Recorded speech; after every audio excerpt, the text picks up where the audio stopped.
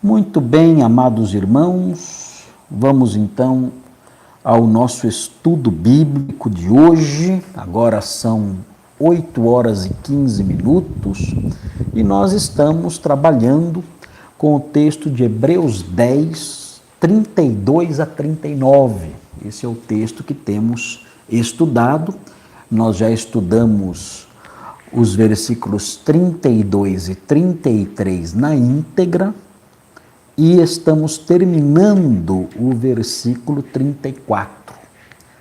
Possivelmente hoje vamos terminar o 34 e também o 35. Vamos terminar esses dois versículos hoje, se Deus permitir. Nós vamos fazer a leitura antes de Hebreus 10, 32 a 39. Então acompanhe aí. Você que tem estado conosco nas quartas-feiras já conhece bem o livro de Hebreus. Estamos quase terminando o capítulo 10 e já chegando, já indo para o apagar das luzes da carta aos Hebreus, o término da carta aos Hebreus. Estamos chegando perto já do fim. Nós vamos fazer a leitura de Hebreus 10, 32 a 39. Acompanhe aí na sua Bíblia, eu vou ler na versão revista e atualizada. Fala assim, Hebreus 10, 32 a 39. Lembrai-vos, porém, dos dias anteriores, em que, depois de iluminados, sustentastes grande luta e sofrimentos. Ora, expostos como em espetáculo, tanto de opróbrio quanto de tribulações. Ora, tornando-vos coparticipantes com aqueles que desse modo foram tratados.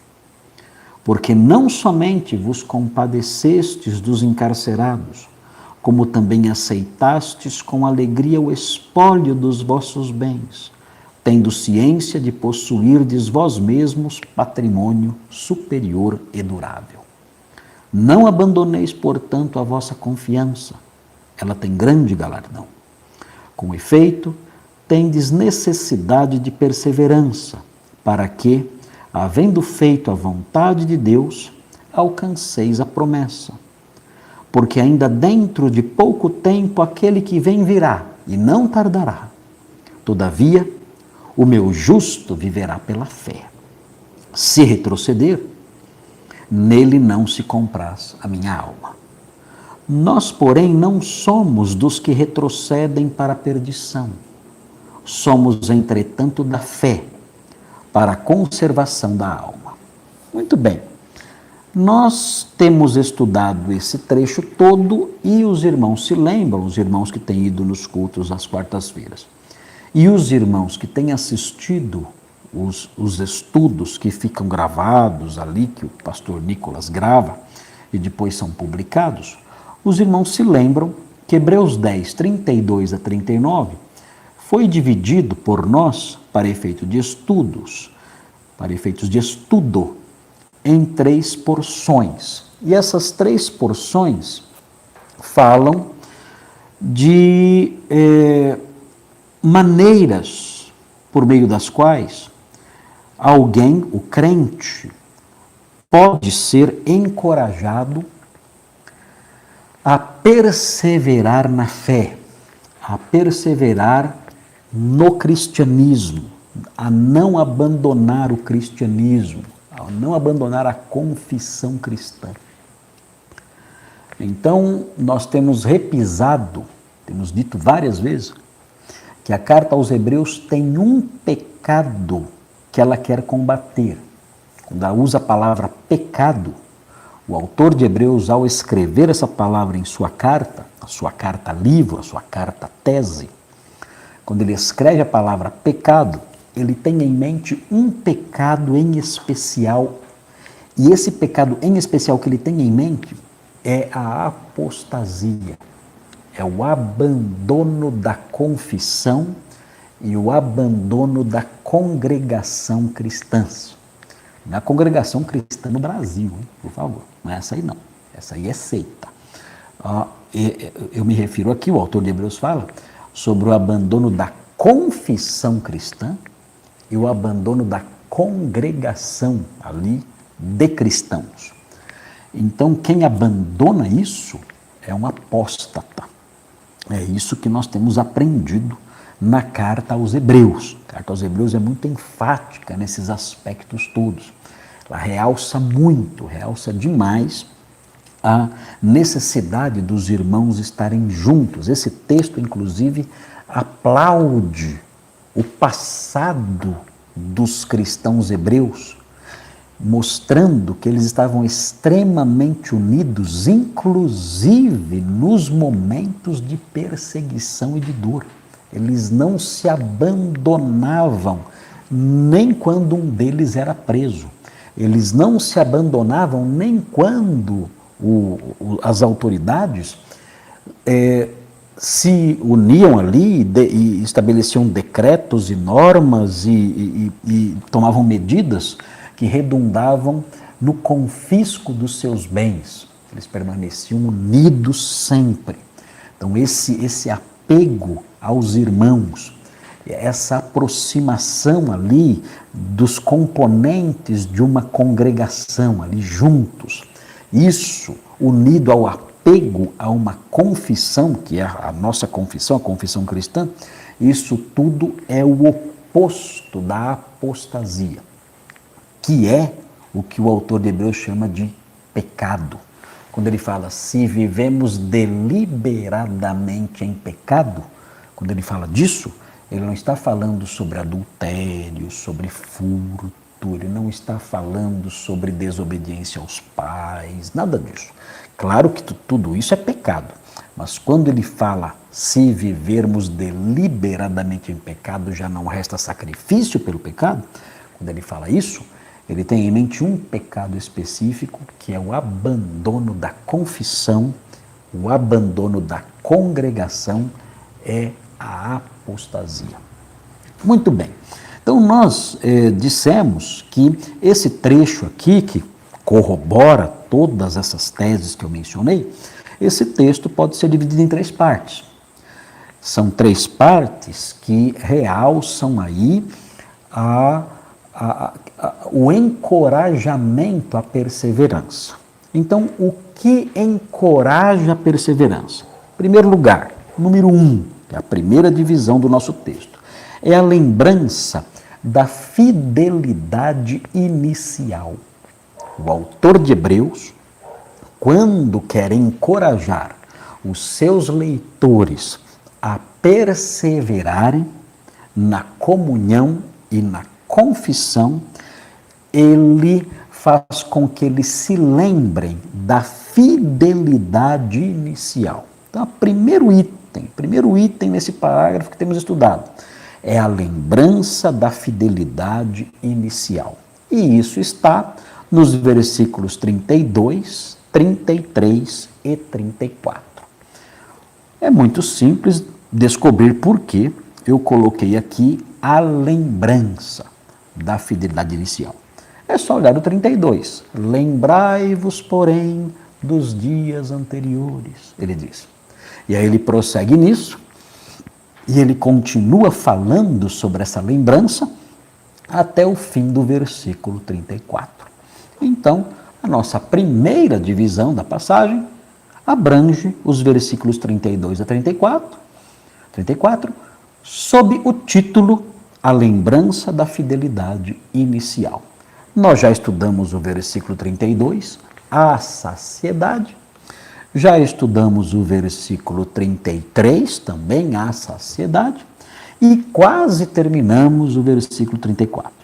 Vamos terminar hoje. Na sequência, a segunda divisão da passagem, divisão didática da passagem, está nos versículos 35 e 36. E nesses 2 versículos, 35 e 36, nós colocamos um título. E o título é o seguinte, é o número 2.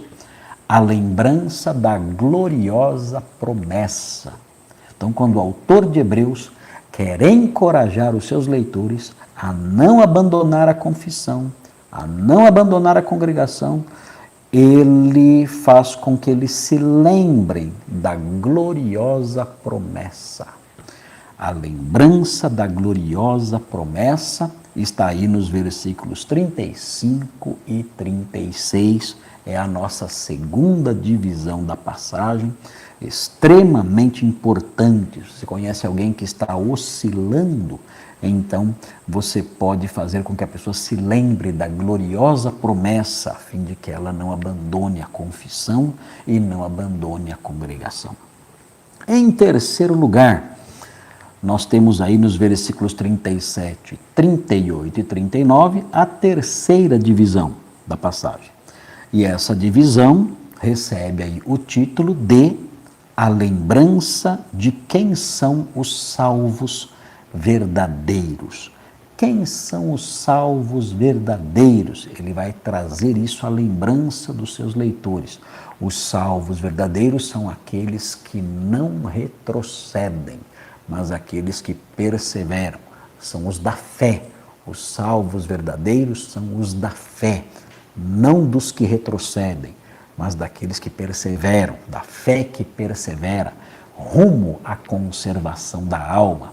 Então, o item 3 da nossa passagem, a terceira divisão da nossa passagem, tem esse título: A Lembrança de Quem São os Salvos Verdadeiros, versículos 37, 38 e 39. Muito bem, como eu disse, nós estamos estudando ainda o primeiro ponto, a lembrança da fidelidade inicial. Na semana passada, os irmãos que foram no culto e aqueles que assistiram o culto viram aí o comecinho da exposição do versículo 34. Nós falamos que existe um quiasmo abrangendo o versículo 33 e as duas primeiras partes do versículo 34.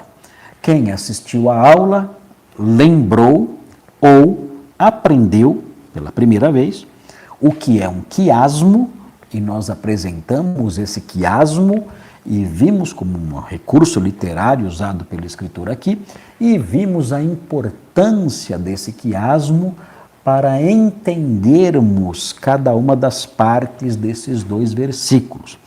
E nós então caminhamos, estudamos o versículo 34 em suas relações com o versículo 33, em suas relações hermenêuticas, relações que servem para fazer com que um versículo explique o outro, por meio do quiasmo, e entendendo também esse aspecto, esse detalhezinho de estilo literário, de recurso literário, aí que o autor de Hebreus coloca no livro, mostrando a sua inteligência, o seu brilhantismo, mostrando que os crentes, eles são caprichosos. Os crentes, eles não escrevem de qualquer jeito, aquela baderna. Crente não é dado à bagunça. É importante notar isso. Os crentes, aquelas pessoas em quem o Espírito Santo habita, o doce Espírito de Jesus habita, Jesus que é manso e humilde de coração, Jesus que não é dado a gritarias, a berreiros, a escândalos, a badernas, nada disso. O crente verdadeiro em quem o Espírito de Jesus habita, ele é uma pessoa ordeira. E nós vemos isso aqui na forma como o autor de Hebreus compõe a sua carta. Ele compõe a sua carta com beleza, usando recursos literários bonitos, bem elaborados. Ele faz isso, nós percebemos isso nesse quiasmo que existe entre os versículos 33 e 34. E nós falamos bastante sobre isso na aula anterior. Aprenda isso, é uma lição implícita na carta aos Hebreus. O crente é alguém caprichoso, é alguém dado à ordem, é alguém dado à decência, é alguém dado à beleza, é alguém dado à organização. Ele pode ser alguém simples, pode ser alguém sem recursos, mas ele ama tudo que é ordeiro, tudo que é decente, tudo que diz respeito ao equilíbrio, à moderação. Ele ama tudo isso. Nenhum crente sai gritando, berrando, girando, rolando como um bicho. Os crentes não fazem isso. São pessoas transformadas por Jesus, e por causa disso a humanidade deles, os aspectos positivos da imagem de Deus neles, afloram com uma vividez maior. O cristianismo, a fé, nos torna mais humanos no aspecto positivo disso, na nossa imagem e semelhança de Deus. nós nos tornamos mais gente, não menos gente. E sendo mais gente, nós não nos comportamos como animais, como irracionais. Sendo mais gente, não menos gente, nós nos comportamos como pessoas equilibradas, moderadas, que amam o que é certo, o que é equilibrado, o que é decente, o que é bonito. E nós percebemos isso no modo como o escritor, no modo como o autor de Hebreus compõe a sua belíssima carta. Nós caminhamos no versículo 34 na semana passada. Eu vou ler novamente, veja aí na sua Bíblia, porque não somente vos compadecestes dos encarcerados, aqui, note bem, é bom lembrar isso, nunca esqueça, esses encarcerados são encarcerados crentes, são encarcerados que pertenciam à congregação, não eram encarcerados que mereciam estar encarcerados, não eram bandidos que mereciam estar presos, não. Claro, se você quiser visitar um bandido, que é bandido mesmo, que está na cadeia, para evangelizá-lo, é claro que você pode. Mas esse texto não fala disso. Esse texto fala das pessoas que foram presas por causa do evangelho. Foram presas porque eram crentes. Então o texto fala sobre isso, ele fala no versículo 33, no versículo 32 fala que eles sustentaram grande luta e sofrimentos, no 33 fala que eles foram expostos como espetáculo, tanto de opróbrio quanto de tribulações, e eles se tornaram coparticipantes com aqueles que desse modo foram tratados, e ele explica então como eles fizeram isso. Olha, vocês se compadeceram dos encarcerados. Que encarcerados estes? Encarcerados cristãos, membros da sua congregação. Pessoas que se reuniam com eles se compadeceram dessas pessoas e foram visitá-los e ajudá-los e tudo mais. E o texto prossegue, como também aceitastes com alegria o espólio dos vossos bens. Os bens dos leitores de Hebreus tinham sido confiscados. E nós explicamos isso, as possibilidades da época em que isso pode ter acontecido. E o versículo termina, a parte C do versículo termina dizendo: tendo ciência de possuirdes vós mesmos patrimônio superior e durável. Esse pedacinho nós ainda não explicamos, especialmente a parte patrimônio superior e durável, esse pedacinho nós não explicamos. Mas se os irmãos olharem aí, os irmãos verão que existe aí no texto a expressão com alegria. Na semana passada, nós olhamos para isso e discutimos isso bem rapidinho. Como pode alguém com alegria ver o espólio, o confisco dos seus bens? Nós sabemos que a Bíblia fala sobre esse assunto, sobre o crente ser perseguido e se alegrar nas tribulações, e se alegrar nas perdas por amor a Cristo. E nós mencionamos, eu mencionei bem rapidinho, porque o nosso horário não permitia que nós avançássemos mais, eu mencionei rapidinho as bases dessa alegria. No texto que está diante de nós, essas bases aparecem também. Você vê aí, vocês aceitaram com alegria o espólio dos vossos bens. Ele explica com que base isso aconteceu. Como vocês puderam aceitar com alegria o confisco, o espólio dos vossos bens? Ele explica: tendo ciência de possuirdes vós mesmos patrimônio superior e durável. Então, qual é o segredo aqui em Hebreus? Qual é o segredo para passar por tribulações e, mesmo assim, se alegrar? Qual é o segredo? O autor de Hebreus fala qual é o segredo. Ele fala: olha, vocês se alegraram nas tribulações pelo Evangelho porque vocês tinham uma mentalidade específica. Havia algo na mente de vocês. E essa realidade, essas verdades, essas teses e proposições que havia na mente de vocês, a consciência de certas verdades presente na mente de vocês, fazia ou fez com que vocês se alegrassem, mesmo quando padeceram, mesmo quando foram encarcerados, mesmo quando seus bens foram confiscados por causa da fé. E essa realidade que vocês tinham em mente, essa realidade que vocês tinham no coração e que os ajudava a se alegrar nas tribulações, era o fato de vocês saberem que vocês têm um patrimônio superior e durável. Então, é muito importante isso.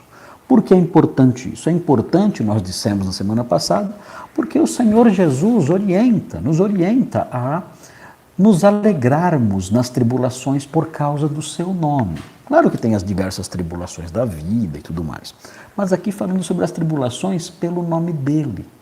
As pessoas que são atribuladas porque são crentes, as pessoas que sofrem algum tipo de prejuízo, de hostilidade, de ataques, pelo simples fato de terem nascido de novo. O crime delas é simplesmente terem acolhido a fé cristã. E qual é a punição por esse crime? A punição é a zombaria, é a rejeição, é a humilhação, é a vergonha, é a perseguição aberta, em muitos lugares chega até derramamento de sangue. Por quê? Porque essas coisas acontecem. Essa é a punição por um crime que, segundo os incrédulos, é um crime. E que crime é esse? Vocês creram em Jesus. Crendo em Jesus, vocês cometeram um crime, ao nosso ver. Vocês cometeram um erro, um absurdo vocês terem feito isso. Então vocês serão punidos. Eu vou desprezar você, vou zombar de você, vou rejeitar você, vou romper minha amizade com você, vou perseguir você, vou humilhar você. E no caso aqui do Estado, ali para os leitores de Hebreus, eu vou prender vocês, vou torturar vocês e vou arrancar os bens de vocês. Então, toda essa tribulação é decorrente de um problema só. Que problema? A fé. E Jesus ensinou que quando nós passamos por tribulações, por causa do nome dele, nós temos que nos alegrar. E por que temos que nos alegrar de acordo com o ensino do Senhor? Por causa dessa mesma realidade que alegrava o coração dos hebreus. O autor de Hebreus diz: vocês se alegraram porque vocês tinham consciência de terem um patrimônio superior e durável. Jesus repetiu isso. Jesus disse isso antes. Jesus disse a mesma coisa. Veja o que diz. Dá uma olhadinha na Bíblia aí, na sua Bíblia. Veja aí em Mateus 5. Mateus 5, abra aí e veja os versículos 11 e 12. Mateus 5, 11 e 12.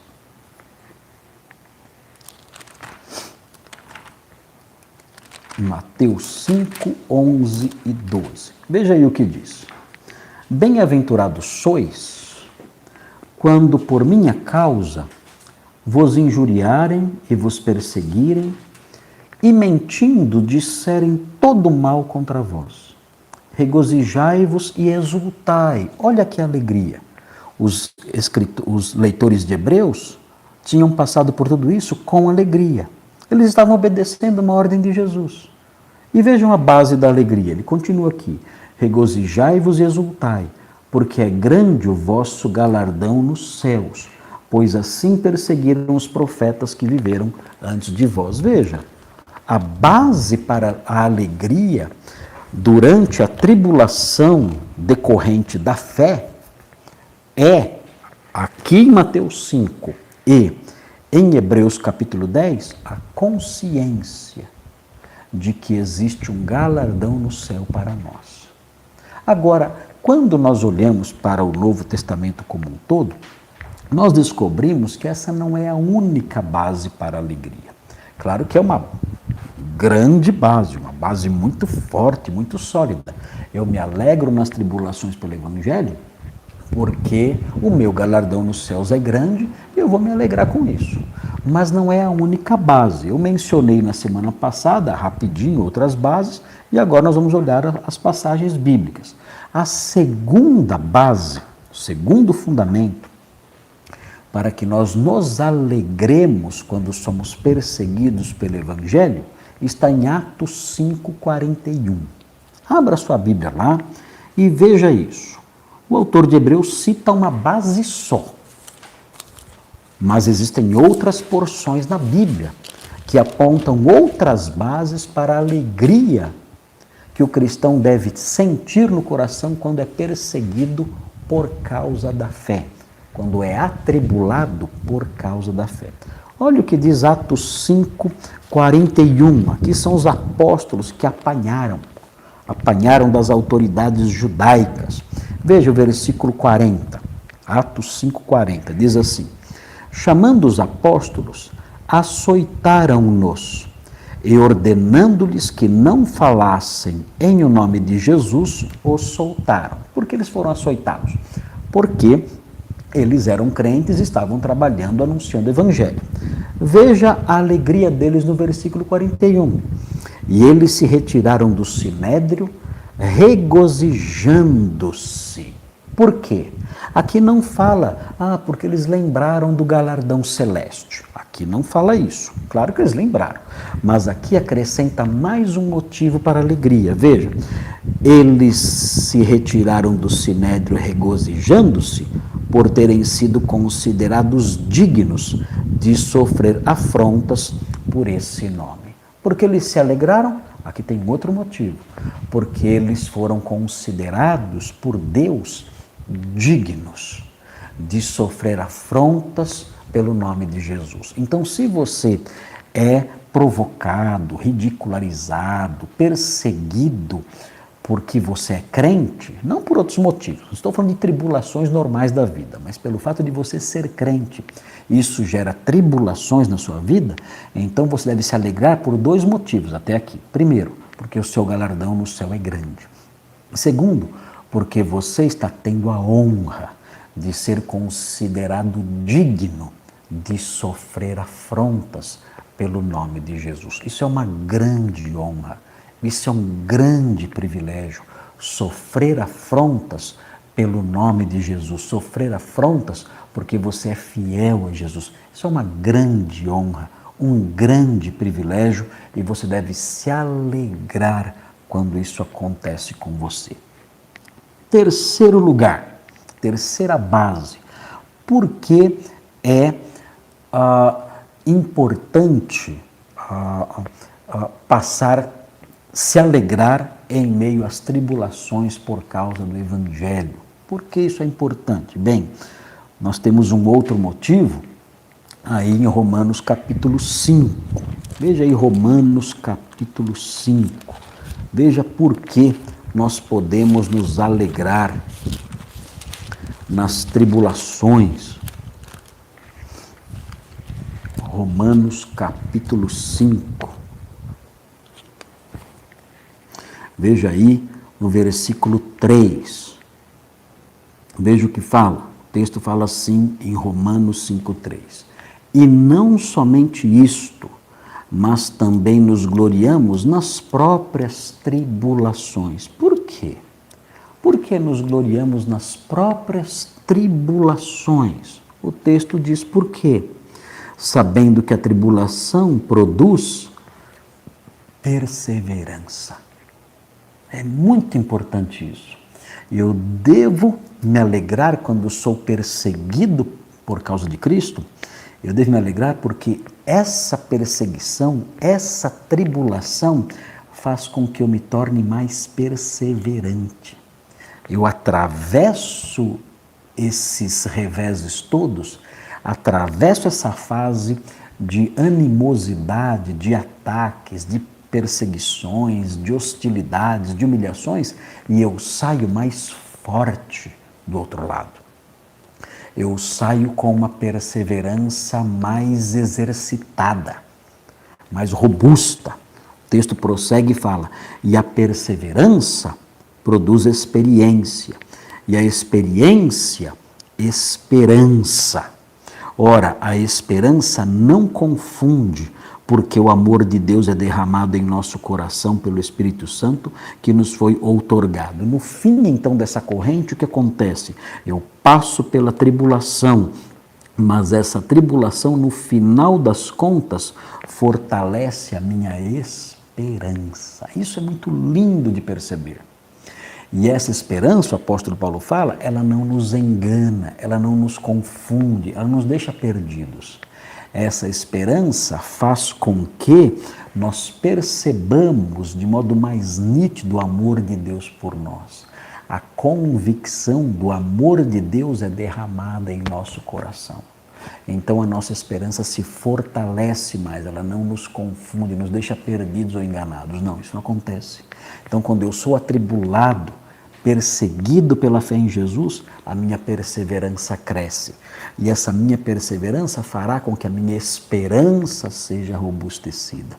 Então, por isso, Paulo fala, eu devo me alegrar nas tribulações. Veja um quarto motivo que aparece no Novo Testamento. É interessante, o quarto motivo está em Colossenses 1:24. Por que eu devo me alegrar quando passo por tribulações por ser crente? Não se esqueça, eu devo me alegrar porque o meu galardão nos céus é grande. O autor de Hebreus realça esse aspecto, mas há outros motivos. Eu devo me alegrar porque eu fui considerado digno de padecer pelo meu mestre, pelo meu Senhor. Terceiro lugar, eu devo me alegrar porque essa tribulação, ela vai produzir em mim perseverança e vai robustecer a minha esperança. E veja aí mais um motivo, quarto lugar, porque eu devo me alegrar. Colossenses 1:24, fala assim: agora me regozijo nos meus sofrimentos por vós e preencho o que resta das aflições de Cristo na minha carne, a favor do seu corpo, que é a igreja. Por que o apóstolo Paulo se regozija aqui?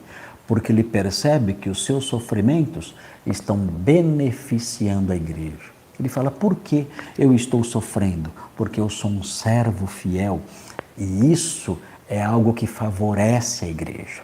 A igreja, ao ver o meu exemplo, a igreja se sente encorajada. O moral da igreja aumenta. A igreja é beneficiada, é favorecida pelo meu padecimento, pelo meu padecer, pelo meu sofrer. Então, por causa disso, eu me regozijo nos sofrimentos, porque esses sofrimentos redundam em benefícios em favor da igreja de Deus. Então, existe aqui um quarto motivo pelo qual eu devo me alegrar quando sofro por ser crente. Primeiro motivo, eu tenho um galardão nos céus. Segundo motivo, eu fui considerado digno de uma grande honra ao padecer por Cristo. Terceiro motivo, a tribulação produz perseverança que conduz a uma esperança mais forte. E o quarto motivo, o meu sofrimento beneficia a igreja, encorajando a igreja, produzindo frutos na igreja. E existe um último motivo que está na primeira epístola de Pedro. Então, com isso, você tem aí o conjunto, eu acho que completo, hein? Não quero me gabar. Não quero me gabar. Mas eu acho que com isso nós temos aí o conjunto completo de razões pelas quais eu posso me alegrar nas tribulações por Cristo. Veja aí, 1 de Pedro 4,14. Olha só. Se, 1 de Pedro 4,14, se pelo nome de Cristo sois injuriados, bem-aventurados sois. Vocês são felizes por isso. Por quê? Ele vai explicar por quê. Porque sobre vós repousa o Espírito da glória e de Deus. O que ele está dizendo aqui? Olha, se vocês sofrem por Cristo, isso tem um motivo. Se você chega a esse ponto de padecer por Cristo, isso tem uma razão. sobre vós repousa o Espírito da glória e de Deus. É muito interessante isso, por quê? Porque muitas pessoas acreditam que a evidência de que o Espírito Santo habita em mim se dá quando eu grito, quando eu começo a gritar e dançar e fazer e adotar um comportamento absolutamente bizarro, desequilibrado e amalucado. Não é assim. Na Bíblia isso não existe. Na Bíblia, um texto como esse mostra que a evidência de que o Espírito Santo habita em alguém está no fato da pessoa padecer por Cristo. Ela grita, mas não como um bicho na igreja. Ela grita por causa das torturas que ela sofre. Ela chora não por causa de nenhum desequilíbrio emocional, ali chorando com a mão levantada, não. Ela chora porque ela sofre, porque ela padece, porque ela é torturada, humilhada, perseguida, injuriada, odiada, inclusive pelos seus parentes, pelos seus familiares. Ela é traída pelos seus amigos, ela é esfaqueada pelas costas aí pelos seus amigos. Tudo isso por quê? Porque ela é uma crente, ela padece porque ela é uma crente. E Pedro fala, olha, vocês são bem-aventurados se vocês passam por isso. Alegrem-se por causa disso. Vocês são felizes por causa disso. Por quê? Porque essa é uma evidência, esse sofrer por Jesus é uma evidência de que o Espírito Santo habita em vocês. A evidência de que o Espírito Santo habita em vocês não acontece pelo fato de vocês saírem girando pela igreja, ou sapateando, ou dançando, ou fechando os olhos, levantando as mãos. Não, essas coisas são apenas teatros passageiros. São coisas que duram alguns segundinhos ali, motivados por um ambiente manipulado, né? O pastor vai lá na frente, começa a manipular o povo, e aquele louvor, aquela coisa toda, a pessoa experimenta esses momentos aí e acredita que, eu fui cheio do Espírito Santo. Não foi nada, isso não significa nada. Nós aprendemos na Bíblia que a pessoa dominada pelo Espírito Santo, a pessoa em quem o Espírito Santo habita, ela fala do Evangelho aos outros, aprendemos isso em Atos, e aqui em Pedro nós aprendemos que essa pessoa evidencia que o Espírito Santo repousa nela, o Espírito da glória de Deus repousa nela, porque ela é injuriada, ela é perseguida pelo Evangelho. Quando alguém suporta tribulações pelo Evangelho, isso é uma evidência de que o Espírito Santo repousa sobre ela. E ela então deve se alegrar. Eu estou alegre porque estou sendo perseguido. Por que você se alegra ao ser perseguido pelo Evangelho? O crente então responde, eu me alegro ao ser perseguido pelo Evangelho porque isso mostra que o Espírito Santo repousa sobre mim. Esse meu sofrimento é um sinal disso. Eu sou bem-aventurado. O Espírito Santo repousa sobre mim e a prova disso, uma das provas disso, é o fato de eu padecer, de eu sofrer tribulações, injúrias por causa da fé. Então, por que nós podemos nos alegrar nas tribulações nas tribulações por causa do Evangelho? Bom, eu enumerei esses 5 motivos aqui. Acho que são todos, não sei. Se você achar mais algum, na Bíblia, lembrar de mais algum, manda para mim aí no meu WhatsApp, manda para mim aí para eu acrescentar aqui na minha listinha. Mas na minha listinha, eu acho que essa listinha está completa, não sei, mas posso estar enganado, né? São tantas coisas que tem na Bíblia. Então, se você encontrar mais um motivo, então você pode mandar para mim. Mas revendo, então, não podemos esquecer disso. Por que o crente pode se alegrar na tribulação? 5 motivos. Primeiro motivo, comigo, ele tem um grande galardão nos céus. E esse é o motivo, a base, que o autor de Hebreus menciona. Mas, na sequência do estudo bíblico, nós aprendemos que há outras bases. Além de ele ter certeza de um galardão perene no céu, em segundo lugar, ele tem ciência de que foi considerado digno de padecer por Cristo. Esse é mais um motivo de alegria nas tribulações pelo Evangelho.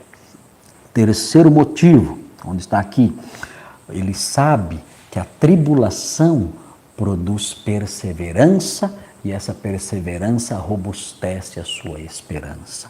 Então ele se alegra, obrigado pelas tribulações, porque isso me faz crescer na esperança, me faz crescer na perseverança.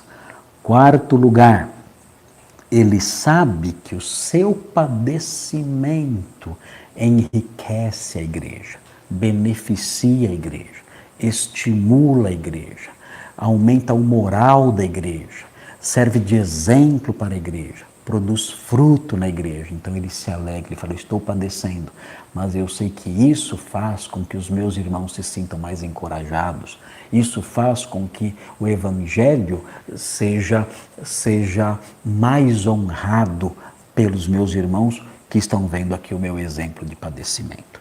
E em quinto lugar, ele tem ciência, o crente que padece, ele se alegra porque ele tem ciência de que o Espírito Santo habita nele. Esses são os 5 motivos pelos quais você que padece pelo Evangelho deve se alegrar. São 5 motivos maravilhosos e você deve se apegar a esses 5 motivos e se alegrar na hora da tribulação. Muito bem. Voltando aqui, temos mais 4 minutinhos, voltando aqui então agora para o nosso versículo 4. Veja aí como termina o versículo 4. Desculpem, é o 34, ainda bem que a minha secretária aqui está me ajudando. No versículo 34, vamos olhar aí o 34, veja aí como ele termina. Então ele fala, porque não somente vos compadeceste dos encarcerados, ele está lembrando, a lembrança da fidelidade inicial, como também aceitastes com alegria, e nós mostramos isso agora com mais detalhes, na semana passada eu só mencionei rapidinho, hoje nós explicamos isso melhor.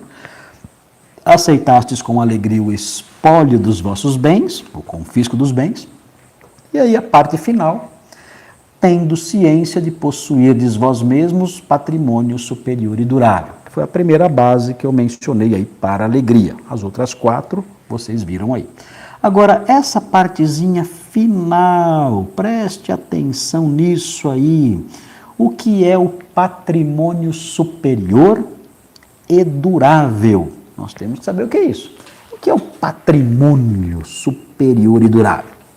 Bem, para eu saber o que é o patrimônio superior e durável, eu tenho que descobrir o que estava na cabeça do escritor, do autor de Hebreus.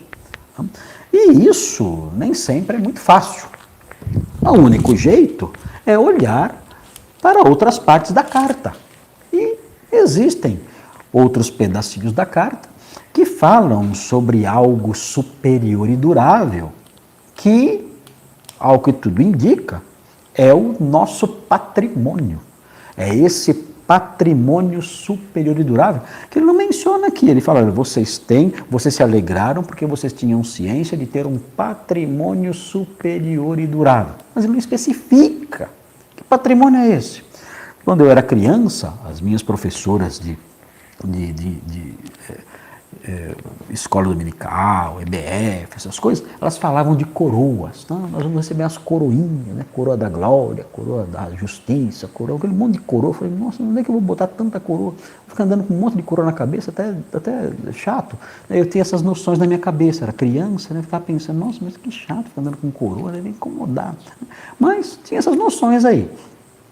O que o autor de Hebreus pensa quando ele fala sobre um patrimônio? Ele está pensando em coroinhas? Será que nós vamos ter coroinhas na cabeça? O que é esse patrimônio superior e durável? Bem, quanto à palavra superior, nós percebemos que ela aparece no capítulo 11 de Hebreus, e aí tem uma ideia do que é esse patrimônio superior. No capítulo 11 de Hebreus, versículo 16, você descobre aí o que é superior. Veja aí, veja na cabeça do escritor de Hebreus o que é um patrimônio superior. Ele escreve o seguinte no versículo 16, 11:16. Ele fala assim, mas agora aspiram a uma pátria superior, isto é, celestial. Então, na mente do autor de Hebreus, o que é o patrimônio superior? É a pátria celestial. Então, você tem um patrimônio superior? Tem. Esse patrimônio superior é o quê? À luz desse versículo de Hebreus, é uma pista que nós temos aqui, à luz desse versículo que lança claridade sobre o capítulo 10, versículo 34, nós cremos que o autor de Hebreus, quando falou de um patrimônio superior, ele estava pensando na pátria superior, isto é, celestial. Qual é então o nosso patrimônio superior? A pátria celestial. Esse é o nosso patrimônio superior. Agora, ele não fala somente de um patrimônio superior. Ele fala de um patrimônio durável. E agora? O que ele tinha em mente quando ele falava sobre um patrimônio superior e durável? O que é durável para o autor de Hebreus? Para o autor de Hebreus, o que é durável? Nós temos também dois indícios disso também aqui no livro de Hebreus e dá para a gente descobrir, dá para a gente ter uma ideia do que é que ele tinha em mente quando ele falou a palavra durável ou patrimônio durável. Veja no capítulo 12, vire a página, no 12, veja o versículo 27 e o versículo 28. Veja aí, 12, 27 e 28. Preste atenção. Ora, 12, 27. Esta palavra, ainda uma vez por todas, significa a remoção dessas coisas abaladas, como tinham sido feitas, para que as coisas que não são abaladas permaneçam. Ele aqui está falando de algo durável.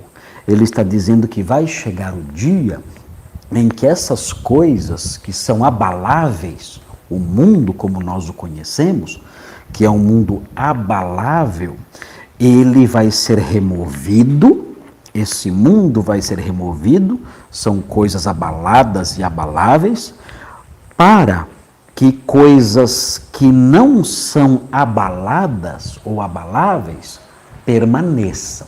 Ele fala isso. Agora, no versículo 28, ele vai dizer o que é que não é abalável, o que é permanente, o que é durável. Ele vai dizer agora. Por isso, recebendo nós um reino inabalável, retenhamos a graça pela qual servamos a Deus de modo agradável, com reverência e santo temor. O que é, na mente do autor de Hebreus aqui, algo durável, algo inabalável, um reino. Então, o que nós temos? Nós temos um patrimônio superior, é uma pátria, e um patrimônio durável. Essa pátria é também um reino, onde o Senhor governa ali. E vejam, quando nós viramos a página de Hebreus e chegamos no capítulo 13, nós encontramos algo mais que é durável, algo mais que é inabalável, algo mais que é permanente. Veja o capítulo 13, versículo 14. Fala assim, olha só, isso é muito bonito. Na verdade, não temos aqui cidade permanente, mas buscamos a que há de vir, ou seja, estamos buscando a cidade permanente, a cidade durável.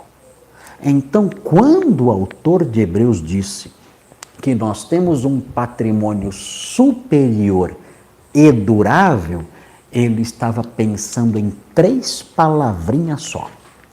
Quais eram as 3 palavrinhas só que ele tinha em mente quando ele disse a expressão patrimônio superior e durável? As 3 palavrinhas só são: ele tinha em mente uma pátria celestial. Ele tinha em mente um reino inabalável. E ele tinha em mente uma cidade permanente. Qual é então o nosso patrimônio superior e durável? É uma pátria, é um reino, é uma cidade. Então o autor de Hebreus fala, olha, quando vocês padecerem por causa do Evangelho, se alegrem, como vocês se alegraram antes, diz ele aos leitores dele, aos leitores originais dele. Alegrem-se como vocês se alegraram no passado. Por quê? Porque vocês têm uma pátria, vocês têm um reino, vocês têm uma cidade. Irmãos, isso é muito importante para nós, especialmente nos dias que estamos vivendo. Nós vivemos numa pátria totalmente em colapso. Olha a nossa pátria. Veja que pátria terrível nós vivemos. E olhem os cidadãos de outros países. Que pátrias horríveis eles vivem também, com injustiças, com filosofias mundanas, imundas e sujas, com noções anti-Deus, com perseguições terríveis contra os cristãos, com zombarias, com a propagação de ideologias nefastas, coisas horríveis acontecendo no mundo todo ao redor. Nós olhamos para tudo isso, nós lembramos, eu tenho um patrimônio superior e durável. Eu posso me alegrar em meio a tudo isso, nesse mundo em decadência, nesse mundo em colapso, em todas as áreas, na área política, na área da saúde, na área moral. Esse mundo vai caminhando cada vez mais para o abismo, para o colapso. Mas eu posso me alegrar, porque eu tenho uma pátria superior. Eu tenho uma pátria durável. Eu tenho um reino, eu tenho um patrimônio que envolve uma pátria, que envolve um reino. Há um soberano que há de reinar sobre esse reino maravilhoso, um reino que nada poderá abalar, um reino cujas muralhas não se movem, não se racham, não tremem, um reino cujos edifícios têm alicerces sólidos. É um reino em que o rei sentado no seu trono tem um cetro de ferro e regerá as nações com justiça e com verdade. Esse é o meu patrimônio superior. Eu não tenho que ficar triste por causa deste mundo, porque este mundo está em franco declínio e afundando cada vez mais. Eu tenho um patrimônio superior, que é uma pátria celeste, um reino que não se abala, há um trono sólido, firmado, e eu sou súdito desse rei, o Senhor Jesus Cristo, que reinará para sempre. E além disso, eu também tenho uma cidade permanente. As cidades onde nós habitamos, todas elas vão passar. Elas estão em declínio cada vez maior. São cidades sujas, imundas, feias, marcadas pela promiscuidade, pela injustiça, pela criminalidade, pelo derramamento de sangue inocente. Essas são as cidades. Mas nós temos uma cidade permanente. Nós temos uma pátria, um reino, uma cidade. Esse é o nosso patrimônio superior. Por isso, em meio aos ataques contra a nossa fé, nós podemos nos alegrar. Nós temos esse patrimônio superior, temos esse patrimônio durável e nós podemos então seguir em frente com alegria e com paz em nosso coração, sabendo que lá na frente, logo depois daquele rio chamado morte, nós temos esse belíssimo patrimônio, essa pátria, esse reino, essa cidade a nos esperar.